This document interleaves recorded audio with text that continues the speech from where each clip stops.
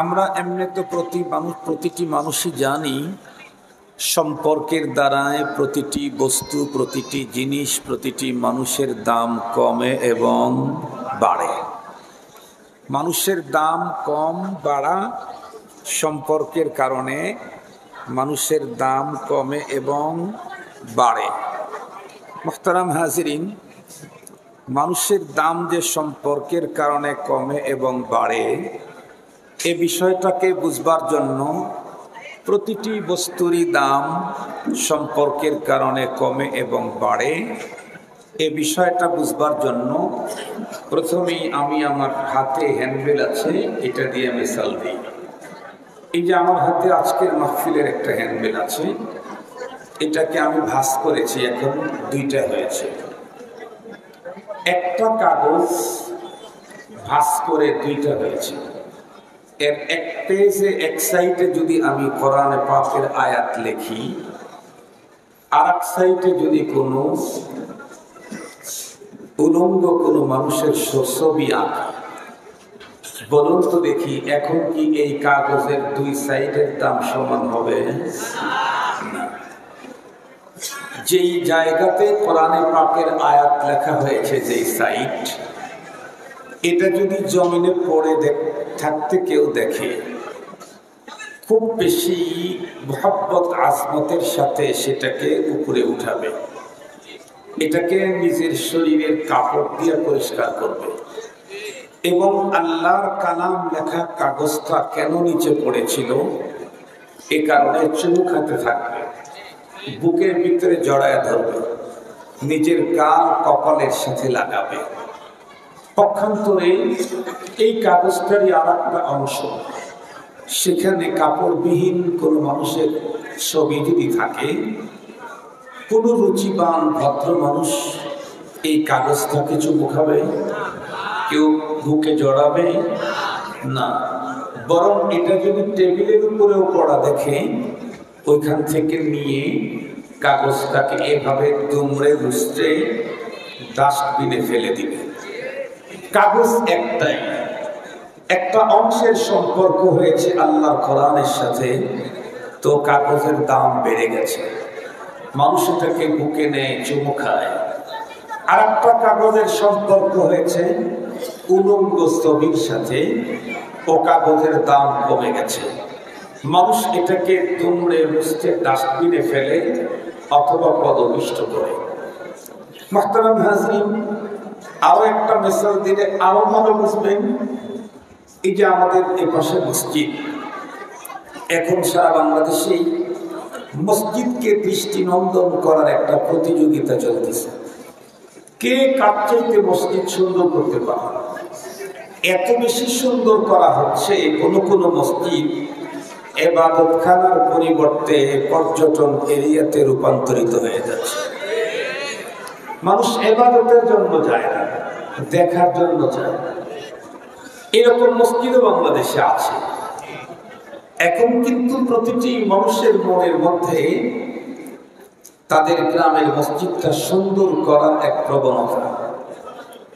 ধরে নেন কোনো এক গ্রামের মহল্লার মানুষ অতি গরিব, কিন্তু তাদের দিনের আবেগ হলো সারা গ্রামে একটা পাকা বাড়ি না থাকলেও সম্মিলিত প্রচেষ্টায় আমরা গ্রামের মসজিদটাকে পাকা করব, ছাদ দেব, টাইলস লাগাবো।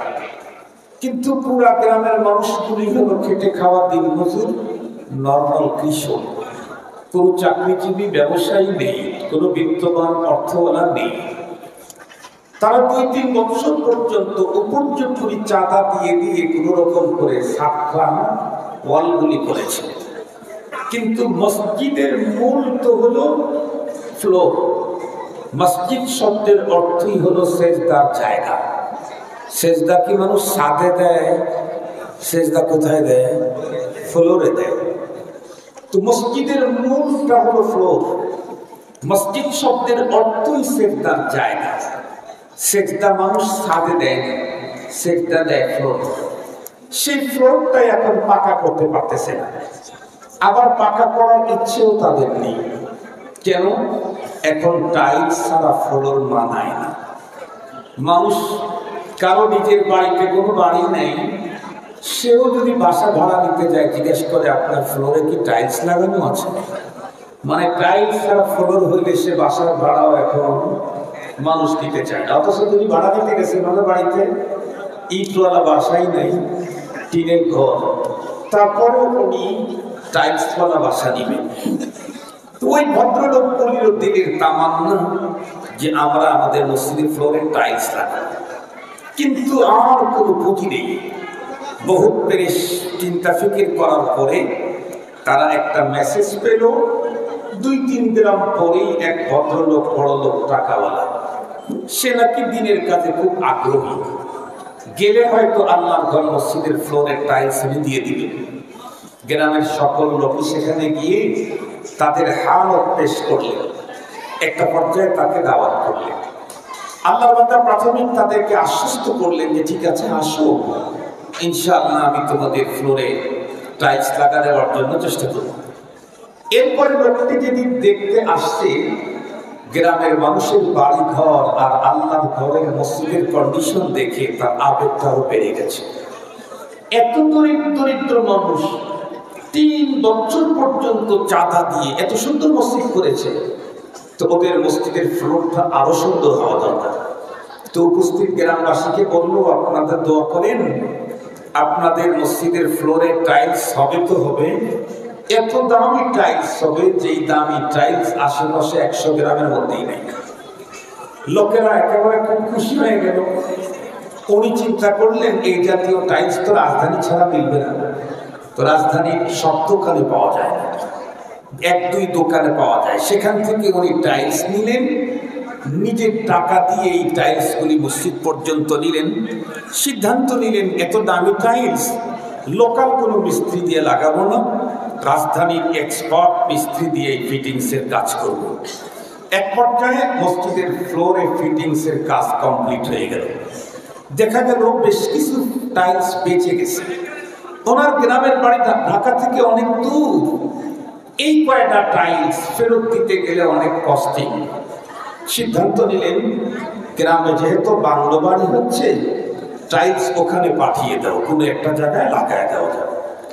পরবর্তীতে অবশিষ্ট বাঁচা টাইলসগুলি তার নিজের যে রুম ছিল সেই রুমের ওয়াশরুমে লাগায় দিল।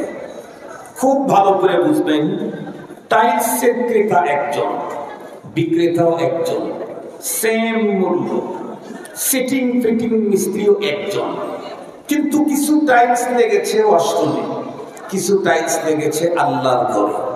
বলেন তো দেখি, 2 টাইলসের কি সেম মূল্য? না।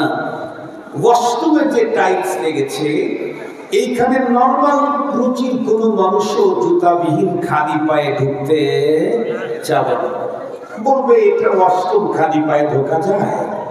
পক্ষান্তরে যে টাইলসগুলি আল্লাহর ঘরের ফ্লোরে জায়গা পেয়েছে, এই টাইলসের দাম কি পরিমাণে বেড়ে গেছে, এই টাইলসের উপরে কেউ জুতা পায়ে দিয়ে ঢোকার সাহসই করবে না।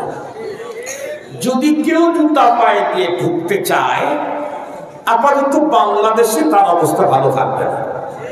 কেউ যদি জুতা পায়ে দিয়ে আল্লাহর ঘর মসজিদে ঢোকে, তাহলে তার পায়ের জুতা পায়ে থাকবে না, গালে লাগবে।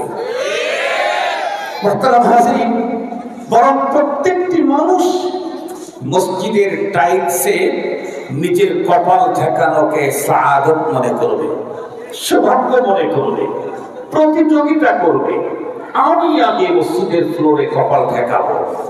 টাইলস কিন্তু এক, ক্রেতাও এক, বিক্রেতাও এক, মূল্য এক। শুধু একটা টাইলসের সম্পর্ক ওয়াশরুমের সাথে, ওর দাম শেষ। আরেকটা টাইলসের সম্পর্ক আল্লাহর ঘরের সাথে, ওর এই পরিমাণ দাম বেড়েছে।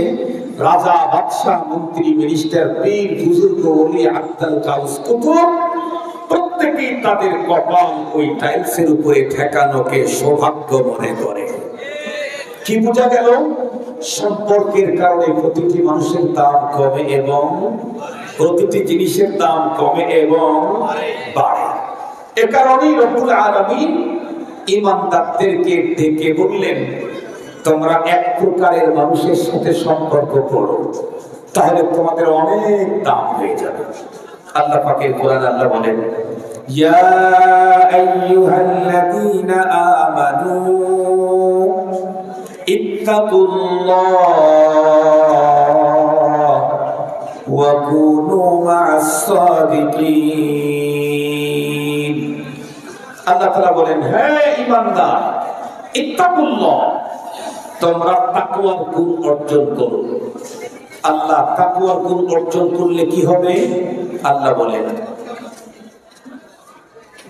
তাকওয়ার গুণ যদি তোমরা তৈরি করতে পারো তাহলে তোমরা আমার বান্দা আছো বন্ধ হয়ে যাবে। কোরআনে হাকিম আল্লাহ বলেন, ইন আউলিয়াউহু ইল্লাল মুত্তাকুন। আমরা আল্লাহর বান্দা, কিন্তু তাকওয়ার মতো মহাসম্পদ যদি অর্জন করতে পারি তখন আমরা আল্লাহর বন্ধু হয়ে যাব। সুবহানাল্লাহ বলার সুযোগ আছে কি? আমরা আল্লাহর বান্দাই থাকতে চাই না বন্ধুতে উত্তীর্ণ হতে চাই? আল্লাহ পাকের বন্ধু হতে চাই। কেন? কর্মচারী আর বন্ধুর দাম এক সমান হয় না। মুহতারাম হাজরিন, আল্লাহর বন্ধু হতে চাইলে তাকওয়া লাগবে। এখন প্রশ্ন হলো, আল্লাহ তাকওয়ার মতো এর মহা সম্পদ পাবো কোথায়? যাবো কোথায়? কার কাছে? কোথায় গেলে পাওয়া যাবে? আল্লাহ পাক পরক্ষণে জানায় দিলেন, ওয়া কুনু মা'আস সাদিকিন। একটা জায়গায় গেলে তুমি তাকওয়ার গুণ অর্জন করতে পারো, তুমি মুত্তাকি হতে পারো। সেটি কি?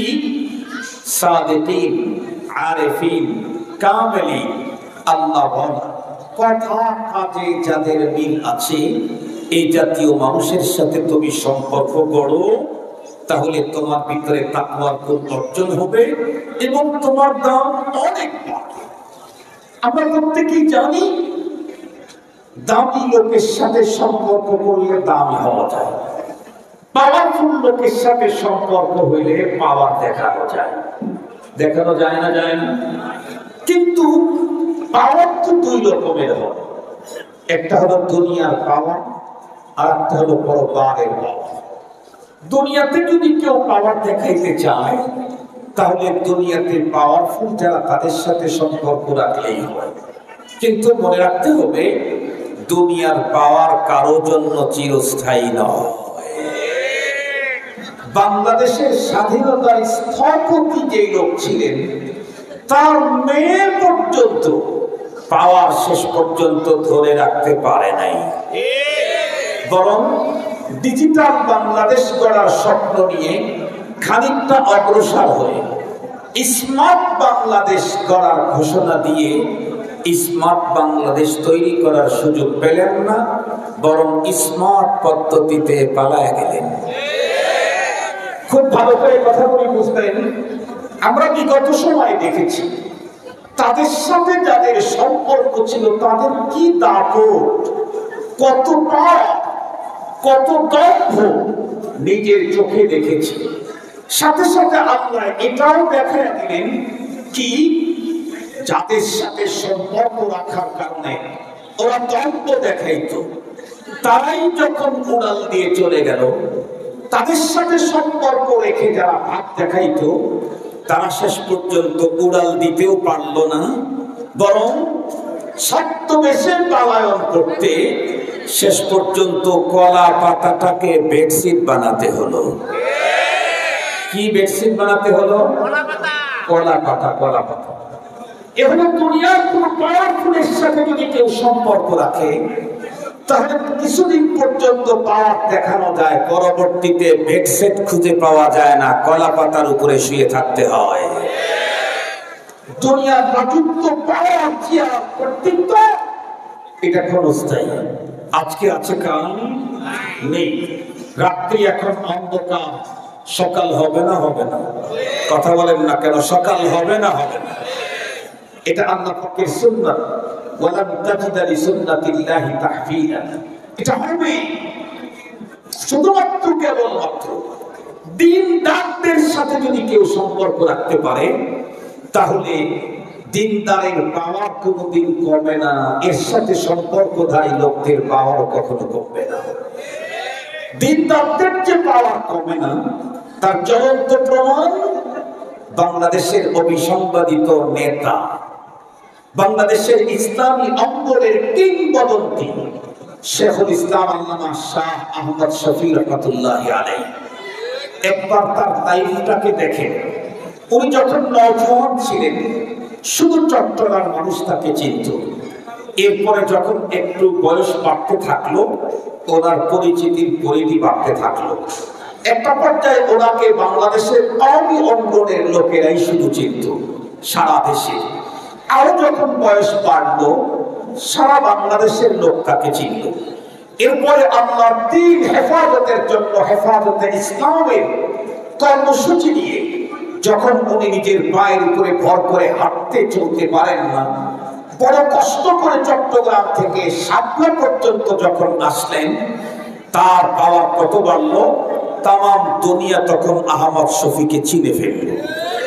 শুধু কি তাই, পরবর্তী দেখলাম বিগত সময়ের পৃথিবীর ভিতরে পাওয়ারফুল নারীদের অন্যতম একজন, উনি কোনো একটা প্রোগ্রামে দেখলাম হুজুর তো মাথার ভিতরে রুমাল দিয়ে স্বাভাবিকভাবে বসে আছেন, হয়তো একটু ঘুমানো ঘুমানো ভাব। সেই মুহূর্তে রাষ্ট্রের প্রধান হয়ে বিনয়ের সাথে তার কাছে এসে মরহুম পিতা আর মাতার জন্য দোয়ার আবেদন করতে বাধ্য হলো। শুধু কি তাই না, দিনের লাইনে যারা বড় হয়, দিন যত করতে থাকে তাদের পাওয়ার তত বাড়তে থাকে। কেমন পাওয়ার বাড়ে? তাকান একটু হযরতে শাহজালাল রাহমাতুল্লাহি আলাইহির মাজারের দিকে। হযরতে শাহজালাল কি বেঁচে আছেন? বেঁচে নেই। উনি কি কাউকে আহ্বান করেন, আসো আমার মাজারে? আহ্বান করেন না। কিন্তু কি দেখলাম বাংলাদেশে বিগত সময়ে বাংলাদেশকে যারা শাসন করেছে, বড় বড় দলের প্রধান যারা, তারা জাতীয় নির্বাচনের আগে হযরতে শাহজালালের মাজারে গিয়ে দোয়ার মাধ্যমেই রাতের নির্বাচন করুক আর দিনেরটাই করুক, দোয়া দিয়েই শুরু করেছে। কথা বলেন, শুধু কি তাই? আরে না, এখন তো কদর জগতে আছে, যেদিন হাসরের ময়দানে উঠবেন পাওয়ার আরো বাড়বে। কেমন পাওয়ার বাড়বে? আজকের বাংলাদেশের আদালতে কোন আলেমের ভ্যালু নাই, কোন আলেমের মর্যাদা নাই, কিন্তু আল্লাহ তার রাসূলকে দিয়ে বিশ্ববাসীকে জানায় দিয়েছেন, ইয়াশফা ইয়াউমাল কিয়ামা আল আম্বিয়া ওয়াল উলামা সুম্মা শুহাদা। দুনিয়ার আদালতে আলেমের ভ্যালু নাই, কিন্তু পরকালে যে আদালতের বিচারক হবেন স্বয়ং রব্বুল আলামিন, সেই আদালতে সবচেয়ে বড় পাওয়ার দেখাবেন আম্বিয়ায়ে কেরাম। দ্বিতীয় নম্বরে সেই দিন যারা মর্যাদার পদ পাবেন তারা হলো নায়েবে নবীগণ। মুসলমান ভাইরা আমার কথা ভালো করে বুঝবেন। এই জন্যই তো বলতেছিলাম, এই পৃথিবীতে বন্ধুরা আমার, সম্পর্কের কারণে একজন মানুষের দাম কমে এবং বাড়ে। আমি নিজেকেই সিদ্ধান্ত নিতে হবে, আমি আমার দাম কোথায় বাড়াইতে চাই। দুনিয়ার ক্ষণস্থায়ী জীবনে 5 বছর 10 বছর 12 বছর 15.5 বছর 16 বছর যদি আমি ভাব দেখাইতে চাই, তাহলে দুনিয়ার কোন পাওয়ারফুলের সঙ্গে সম্পর্ক রাখতেই সম্ভব। তবে আমি যদি যতদিন গড়বে তত আমার পাওয়ার বাড়বে, এমনটি যদি সিদ্ধান্ত নেই, তাহলে আহলুল্লাহ উলামায়ে কেরাম আল্লাহওয়ালা ছাড়া অন্য জায়গায় এই পাওয়ার পাওয়া যায় না। খুব ভালো করে বুঝবেন মুসলমান, সম্পর্কের এত দাম, ব্লাড কানেকশনের চাইতেও বাইরের সম্পর্কের দাম অনেক বেশি। বিষয়টাকে বুঝবার জন্য আমাদের দেশের একটা বন্ধুরা আমার মিসাল দেই। আমাদের দেশে বিগত সময়ে নিজের চোখে এমনটি দেখেছি, আপন ভাই 2 জন, মাও এক বাবাও এক, মাত্র তারা আপন 2 ভাই, ব্লাড কানেকশনের বন্ধুরা আমার কোনো সমস্যা নেই। কিন্তু এই 2 ভাইয়ের ভিতরে বাহ্যিক পরস্পরের সম্পর্ক যদি সুন্দর না হয়, বরং তামাসের সম্পর্ক যদি হয়, সেই ক্ষেত্রে এক ভাইয়ের পাওয়ার যত বাড়ে আর একজনের বন্ধুরা আমার সমস্যা তত কমে না বাড়ে? বাড়ে। এক ভাইয়ের পাওয়ার যত বাড়ে, সম্পর্ক সুন্দর না হওয়ার কারণে আর এক ভাইয়ের জীবনের ঝুঁকি তত বাড়ে। পক্ষান্তরে আর একজন মানুষ, যেই লোকটা তার আপন ভাই না, বরং বন্ধুরা আমার ওই লোকটা এই দেশেরও না, এদেশের আইডি তার নাই, তার কাছে বাংলাদেশের কোনো পাসপোর্ট, লোকটা তো অবস্থান করে তার জন্ম আর পাসপোর্ট হলো কাঁটাতারের ওই পারে। চিনেন নাকি আপনারা? চিনেন? কাঁটাতারের ওই পারের লোকগুলো আমাদের পরম বন্ধু না? কেন আপনারা বন্ধু না হঠাৎ করে কথা স্বীকার বলে ফেললেন কেমনে? আমরা তো সারা জীবন শুনে এসেছি, পড়ে এসেছি। বিশ্বনন্দিত দার্শনিক আল্লামা শেখ সাদি রহমাতুল্লাহ আলাইহি বলেন, দোস্ত আদা নামকে গিরাত দোস্তে দোস্ত দর পরিশা হালি ও দরমন্দিগি। শেখ সাদি বলেন, প্রকৃত বন্ধু তো সেই যে মুসিবতের সময় পাশে দাঁড়ায়।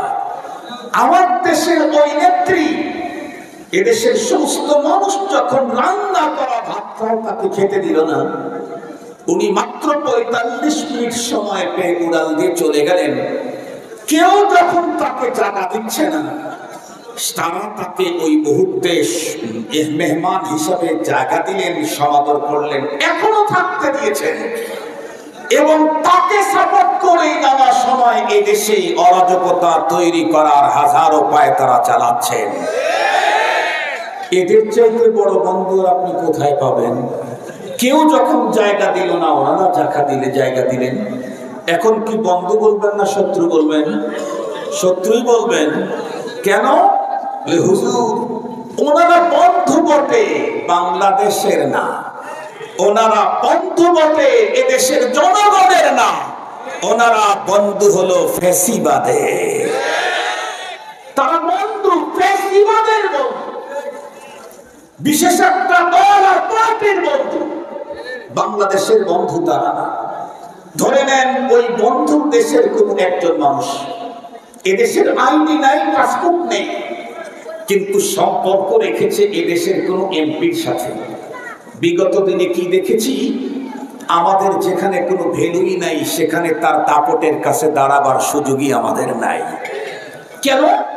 শুধুই সম্পর্কের কারণে। এদেশ না ওপারের লোক, কিন্তু সম্পর্ক করেছে পাওয়ারফুল এমপির সাথে অথবা মন্ত্রীর সাথে। এ কারণে সে এদেশে এসে পাওয়ার দেখাতে পারে। সঙ্গত কারণেই নিশ্চিত এ কথা ছিল সত্য, সম্পর্কের কারণে দাম কমে এবং বাড়ে। আমি যদি আমার দাম বাড়াইতে চাই, তাহলে কি এহকালে না পরকালেও? যদি বলি পরকালেও, তাহলে সম্পর্ক করতে হবে আল্লাহ ওয়ালাদের সাথে।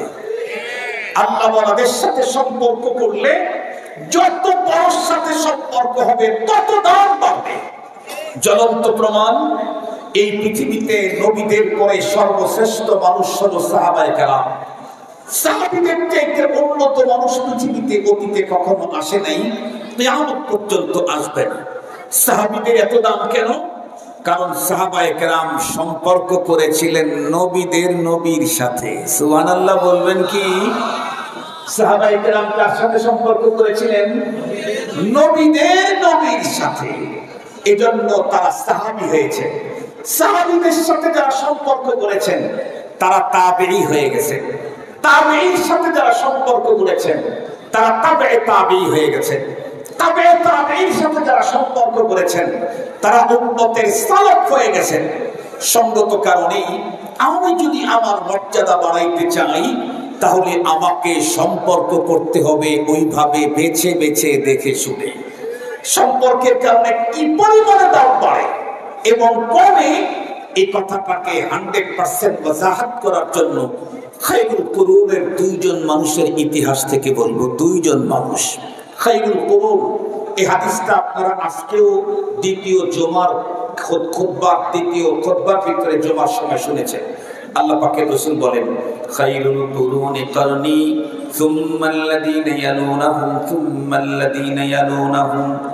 আল্লাহর পয়গম্বর বলেন, তাম পৃথিবীতে যত যুগ এসেছিল, এখন আছে, কিয়ামত পর্যন্ত যত যুগ আসবে, সকল যুগের ভিতরে সবচাইতে সুন্দর সোনালীতম যুগ হলো আমার সাহাবীদের যুগ। সোনালী যুগের দুইজন মানুষের কথা বলবো, 100% বুঝতে পারবো সম্পর্কের দ্বারায় মানুষের দাম কি পরিমাণে কমে আর বাড়ে। সাথে সাথে আমি এটাও বুঝতে পারবো আমার সম্পর্ক কোন জাতীয় লোকের সঙ্গে করা দরকার। তার ভিতরে প্রথমেই যেই লোকটার ইতিহাস বলবো, এই লোকটা হলেন বিশ্বনবী মুহাম্মদুর রাসূলুল্লাহ সাল্লাল্লাহু আলাইহি ওয়াসাল্লামের মসজিদে নববীর মুয়াজ্জিন হযরত বেলাল হাফসি রাদিয়াল্লাহু আনহু।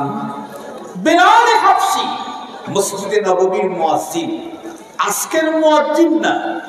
যখন ইমাম ছিলেন মুহাম্মদুর রাসূলুল্লাহ সাল্লাল্লাহু আলাইহি ওয়াসাল্লাম, তখন ওই মসজিদের মুয়াজ্জিন ছিলেন বেলাল হাফসি। বুঝেন, কিন্তু লোকটার জন্ম হলো হাফসাতে, দেখতে কালো, ঠোঁট দুটি মোটা, জবানের শব্দের উচ্চারণ খুব বেশি সুন্দর। এরপরে আবার কৃতদাস, এত কিছু হলে কি হবে? কিন্তু লোকটা সম্পর্ক করেছেন নবীদের নবীর সাথে। নবীদের নবীর সাথে একজন কালো কৃতদাস হাফসায় জন্মগ্রহণ করা লোকটা সম্পর্ক স্থাপন করার কারণে তার পজিশন কি পরিমাণে বেড়েছে, এটাই মূলত আমি আপনাদের খেদমতে পেশ করব। তবে এটা বুঝতে চাইলে নবীজির জীবনের একটা ছোট্ট ইতিহাস শুনতে হবে। আমরা প্রত্যেকেই জানি আল্লাহ পাক আমাদের পয়গম্বরকে স্পেশাল একটা ট্যুর করাইছেন, যেই জাতীয় ট্যুর পৃথিবীর কোনো পয়গম্বরের হয় নাই। স্পেশাল একটা সফর করাইছেন, যেই সফর পৃথিবীর কোনো নবীর হয় নাই। সেই সফরের নাম মেরাজের সফর। মেরাজের সফরের দুইটা সিস্টেম, একটা হলো বাইতুল্লাহ থেকে বাইতুল মুকাদ্দাস, আর একটা বাইতুল মুকাদ্দাস থেকে আল্লাহ পাকের আরশ পর্যন্ত। আল্লাহ পাক রব্বুল আলামিন তার প্রিয় হাবিবকে আগেই জানায় দিলেন, ওগো হাবিব, আপনার কিন্তু আমার আরশে দাওয়াত। আলহামদুলিল্লাহ বলবেন কি?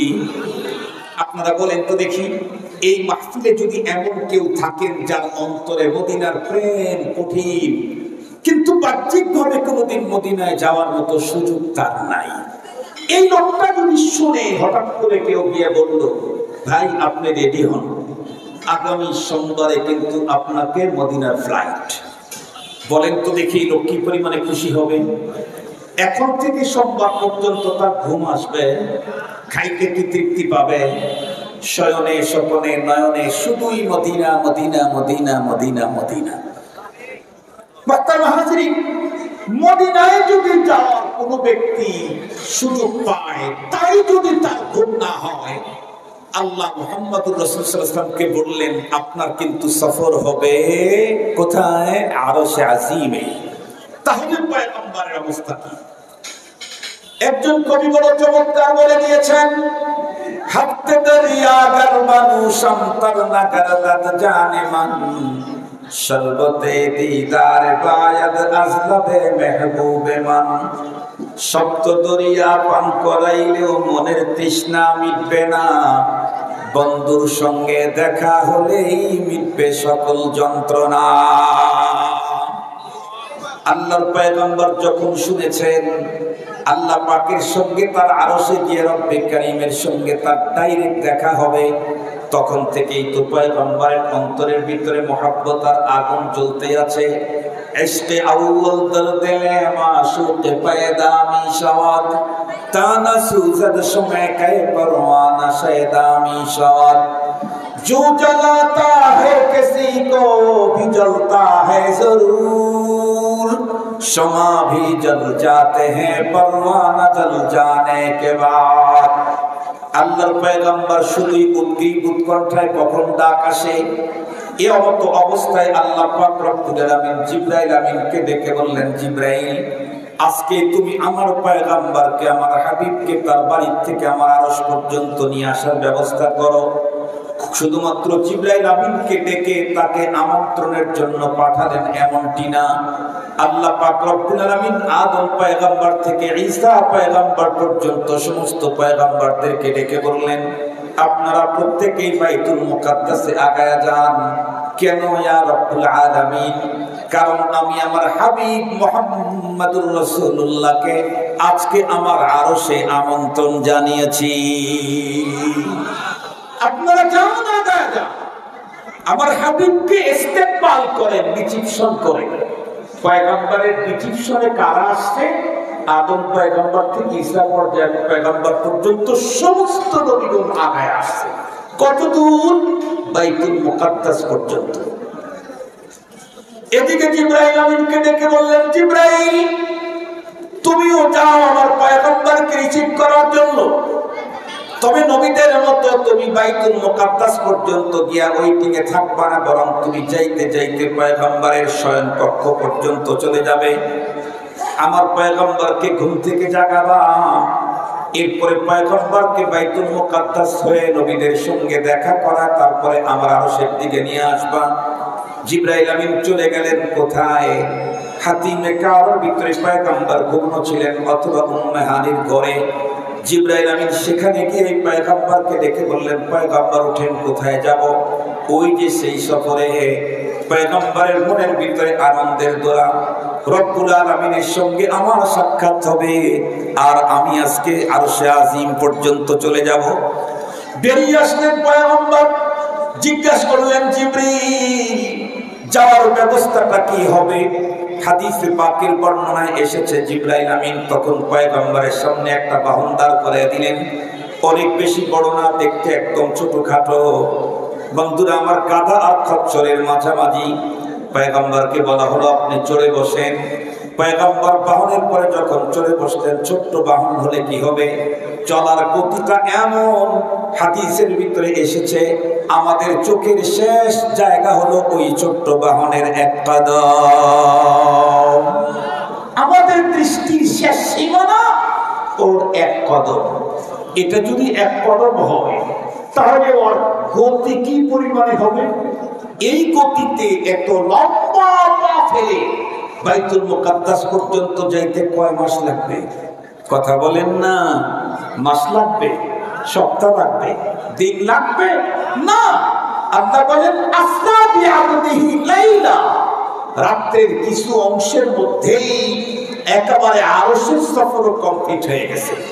ফরাসের সফর তো নরমাল বিষয়। নবীজি পথ চলতে চলতে বাইতুল মুকাদ্দাসে চলে গেলেন।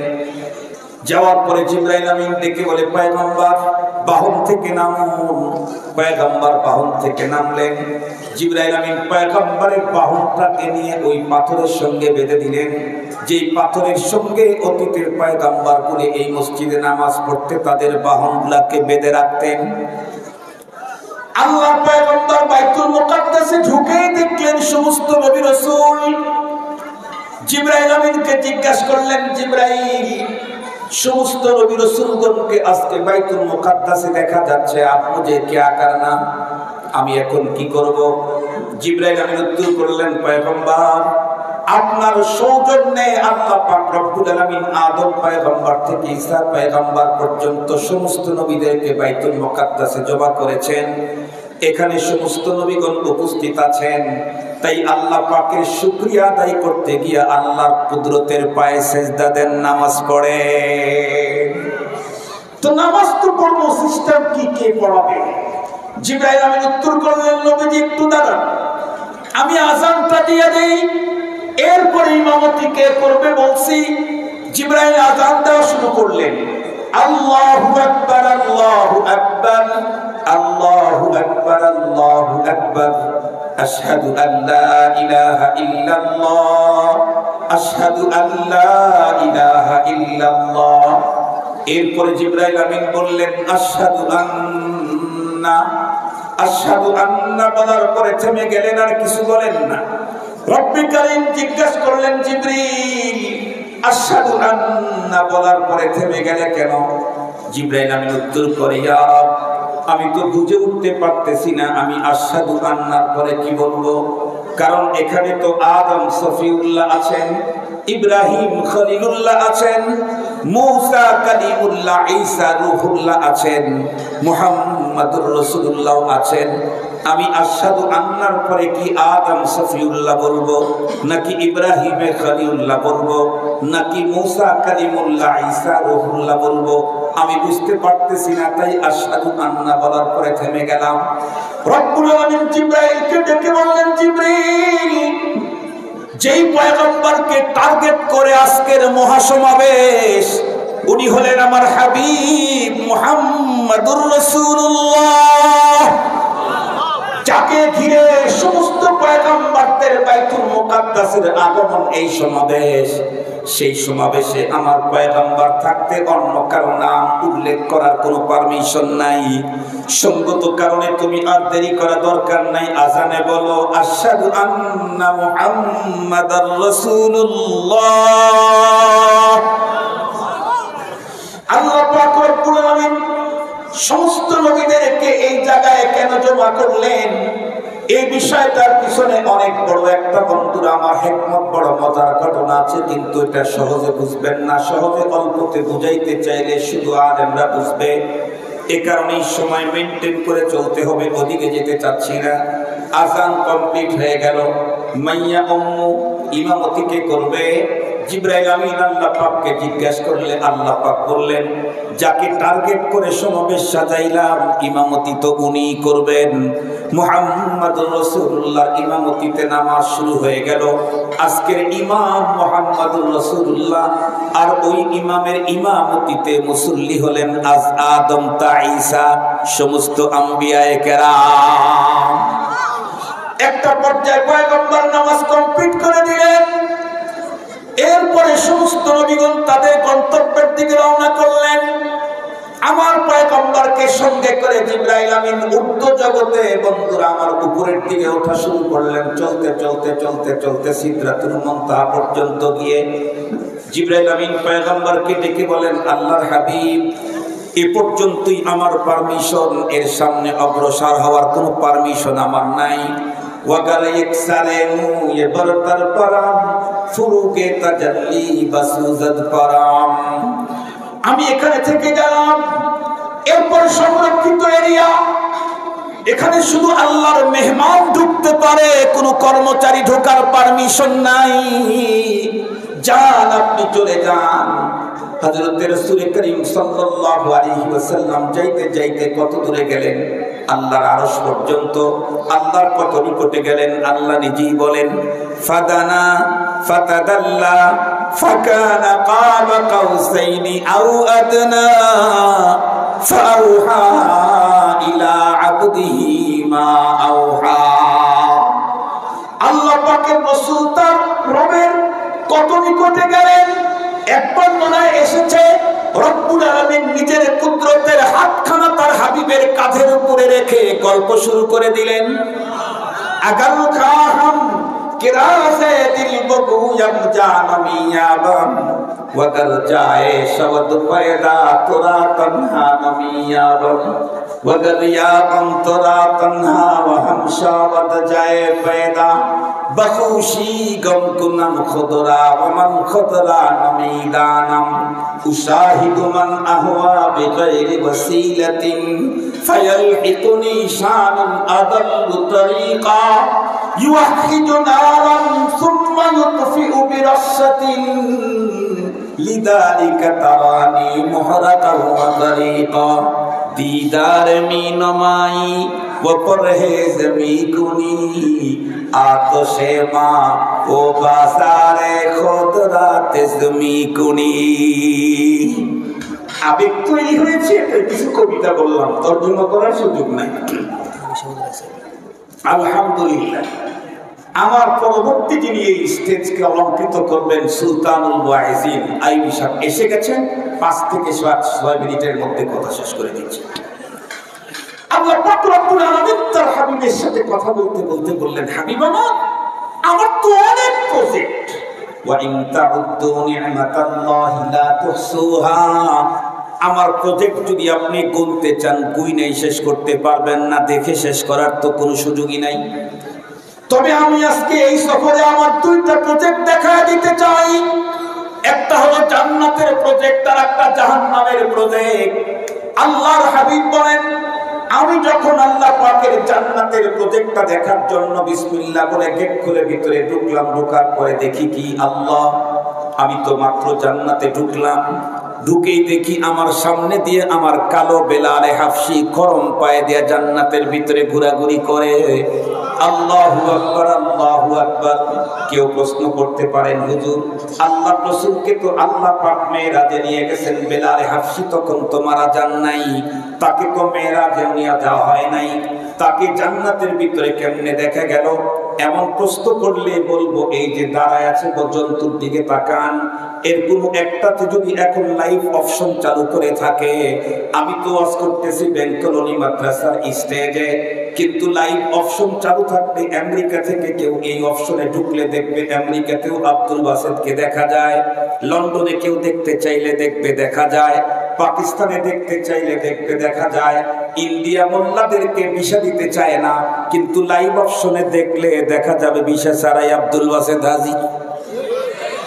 মানুষের তৈরি করা প্রযুক্তির কারণে এক আব্দুল বাসেতকে যদি একটা টাইমে লক্ষ জায়গায় দেখা যায়, এই মানুষটাকে যিনি তৈরি করেছেন সেই রব্বুল আলামিনের প্রযুক্তির মাধ্যমে মদিনার বেলালে হাফসিকে কি আল্লাহর জান্নাতে দেখানো যায় না?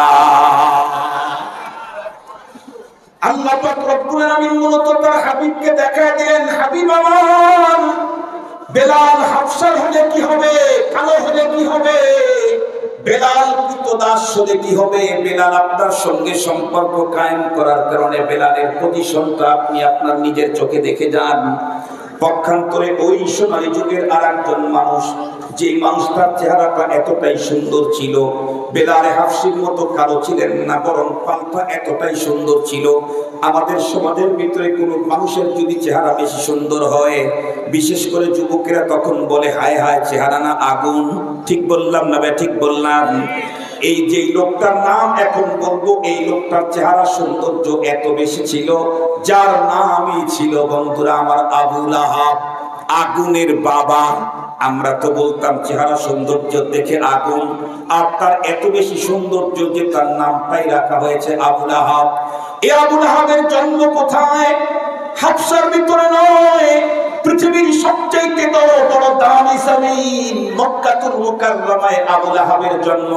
যেই মক্কাতুল মুকাররমায় খানায়ে কাবা, যে মক্কাতুল মুকাররমায় মাকামে ইব্রাহিম, যে মক্কাতুল মুকাররমায় মাতাফ, যে মক্কাতুল মুকাররমায় সাফা মারওয়া, যে মক্কাতুল মুকাররমায় মিনা মুজদালিফা, যে মক্কাতুল মুকাররমায় আরাফা, যে মক্কাতুল মুকাররমায় জাবালে নূর, জাবালুর রাহমা, এত গুণী রহমতের জায়গার ভিতরে জন্মগ্রহণ করলো আবু লাহাব।